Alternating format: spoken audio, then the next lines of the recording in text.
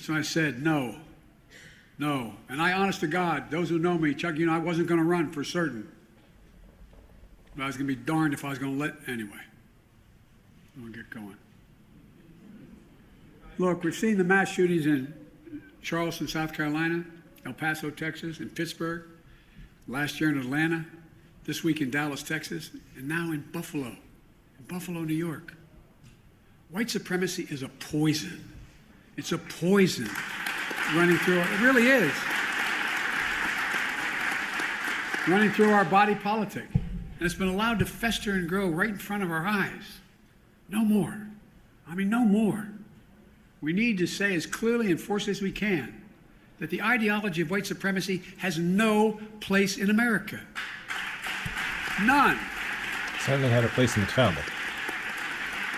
An exaggeration for hundreds of years. Failure for us to not say that, failure in saying that, is going to be complicity. Silence is complicity. It's complicity. We cannot remain silent. Our nation's strength has always come from the idea. It's going to sound corny, but think about it. What's the idea of our nation? We're all children of God. All life, liberty, our universal goods, gifts of God. We didn't get it from a government. We got it from because we exist. We're called upon to defend them. The venom of the haters and their weapons of war, the violence and the words and deeds that stalk our streets, our stores, our schools.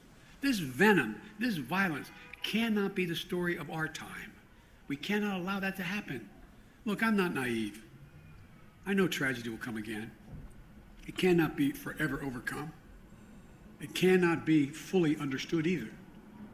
But there are certain things we can do. We can keep assault weapons off our streets. We've done it before. I did it when we passed the crime bill last time. And violence went down. Shootings went down. And who was harmed by the crime bill? Like, seriously, this is crazy. This is the craziest part of this entire speech. For him to actually be, and this is what I said. I said it when he was running. He never apologized for it. He's actually doubling down. He's actually praising the crime bill, which is responsible for so much damage to the black community, while claiming that he's opposed to white supremacy. He hates white supremacy. White supremacy is a bad thing. And we need to fight, this anti-black racism by doing so instead of having to worry about just, and I say just because it's not like one or the other. Instead of just having to worry about random scumbags with weapons running up in places where black people are and murdering us, now you want to double down, triple down, and bring back all of these horrible policies that cause so much harm to the black community. That's what's absolutely ridiculous. You can't prevent people from being radicalized to violence, but we can address the relentless exploitation of the internet to recruit and mobilize terrorism. We just need to have the courage to do that, to stand up. Look. Okay, so now he's talking about, wow, there's just some absolute scumbags. They really are. Never let a tragedy go to waste. Because this seems like you're talking about using this tragedy as grounds for government to exert greater control over social media. And so the thing that really gets to me about, I knew what to expect. I knew Joe Biden was going to talk about gun control, but it was really interesting. It was like, it wasn't just interesting, it was like bizarre. It was like he went to the next level with his fantasy of tying it to the crime, of literally using this anti-black terrorist attack to double, triple down as if his crime bill of 94, the VCCLEA, Violent Crime Control Law Enforcement Act, which wrought so much havoc on the black community, as if that was a good thing. And saying, oh yeah, we need to do it again. We need to bring back the gun control from the crime bill. And something that a lot of people don't realize, how many black men wound up in federal prison because of the federal gun control. And once again, it wasn't by accident. But beyond that, this idea that, oh yes, we need assault weapons bans, that's what's going to keep us safe. How is any black person saying, wait a minute, black people are being hunted specifically because they're black, but because don't for a second believe this guy was a lone wolf. This guy didn't teach himself how to shoot. Come on, let's stop the nonsense. If you've seen the footage, he did not teach himself how to shoot. And he modified the gun. What? Like he didn't just invent this manifesto out of his head. He's connected to an organization. He's connected to an anti-black white supremacist organization. He did a significant amount of research. Looked up zip codes. And by the way, you know what I did? I just started looking up some of the blackest zip codes in my area. And I'm going to be having conversations with people, let them know, listen, y'all need to be on point. Because if these dudes is operating on that type of time, like that's a warning sign. Because if these dudes is operating on that type of time, where they're actually researching zip codes, oh, this has 90% black people. Because I already know that there's at least 4 different zip codes. Actually, there was more than 4 different zip codes that have higher percentage of black populations in New York City than Buffalo.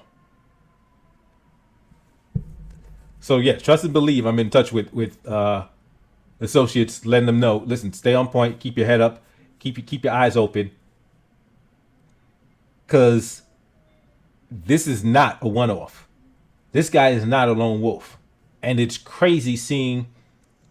So I don't even want to talk about right now with the individuals that try to pretend this isn't about white supremacy. This isn't about anti-black racism. I do want to talk about what we're considering a logical response. Because I did the live stream the other day, and I said how some people were talking about, oh, we need an anti-black anti-black hate crime bill. I'm like, what is that going to do? Because there's already a lynching bill. They stamped the Emmett Till. They stamped his name on a bill that already existed. They stamped the word lynching to crimes that were already crimes under the federal United States Code. What does that do for us? So it means next time 10, 20, 30 black people are slaughtered, the feds will be there. The feds will be there to lock up, to peacefully and calmly arrest the murderer that did it. Or we can realize that it never made sense, and it doesn't make sense for us to entrust our safety to others. That it doesn't make sense for us to put our survival, our lives, in the hands of the very system that has waged war on us for hundreds of years. We all we got. We need to be acting accordingly.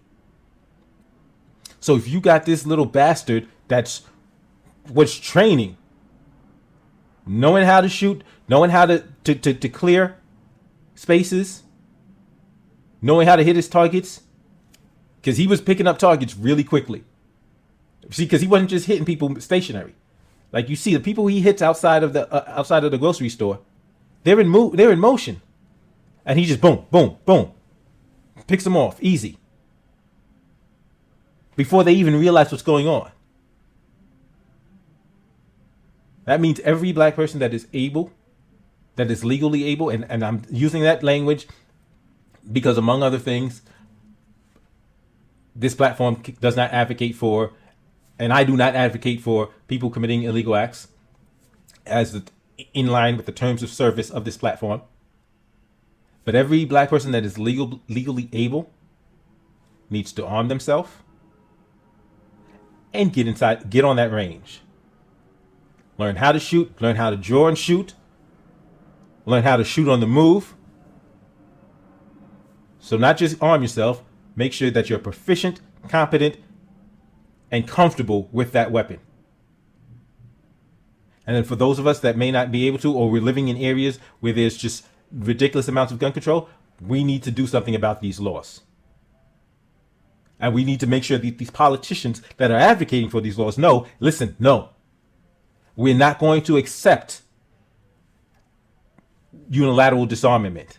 We're not going for it. So either you change what policies you support as related to the Second Amendment, or we change the politicians that we support. That's it. Across the board. We cannot continue to put our survival and entrust our survival into the hands of a system that's shown it does not give a damn. As always, thank you for checking out this video. Be sure to hit me the thumbs up, like, share, subscribe, and do share. Share this, please, because I'm seeing too many people talking about dumb stuff like we need a hate crime bill. Like, that changes nothing. That changes absolutely nothing. That's it. I'm done for now. I'll see you next time.